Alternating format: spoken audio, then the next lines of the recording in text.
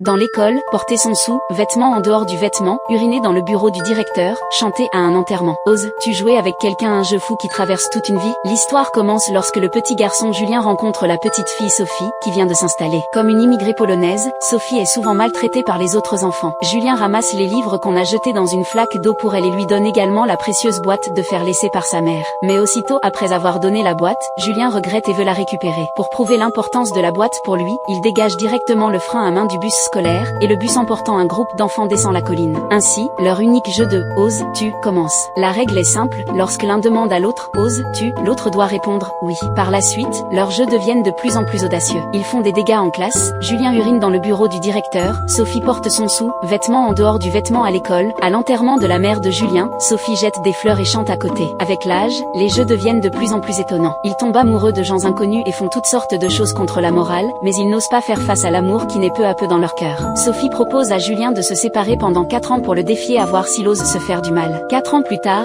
Julien retrouve Sophie, mais pour continuer le jeu, il décide de se marier avec une autre personne et invite Sophie à être sa marraine. Lors du mariage, Sophie, attristée, tient la boîte de fer et demande à Julien « Oses-tu annuler le mariage ?» Le mariage est ainsi gâché, et les deux partent en mauvais termes et jurent de ne pas se voir pendant 10 ans. Durant ces 10 ans, Julien mène une vie de petit, bourgeois apparemment heureuse, avec une femme, 2 enfants et un travail stable. Mais son cœur est terriblement insipide, et il se souvient souvent des temps fous passés avec Sophie. Sophie aussi, bien que mariée, n'est pas heureuse. C'est alors que la boîte de fer qui porte les souvenirs d'enfance réapparaît. Julien et Sophie se retrouvent, et les sentiments d'autrefois renaissent instantanément. Le jeu fou recommence. Sophie transforme sa maison en un lieu qui ressemble à un lieu de cambriolage pour voir si Julien osera partir 10 minutes après qu'elle ait appelé la police. Julien, lui, met le pied sur l'accélérateur et joue à la poursuite avec la police. Enfin, leurs 2 voitures percutent un camion, citerne.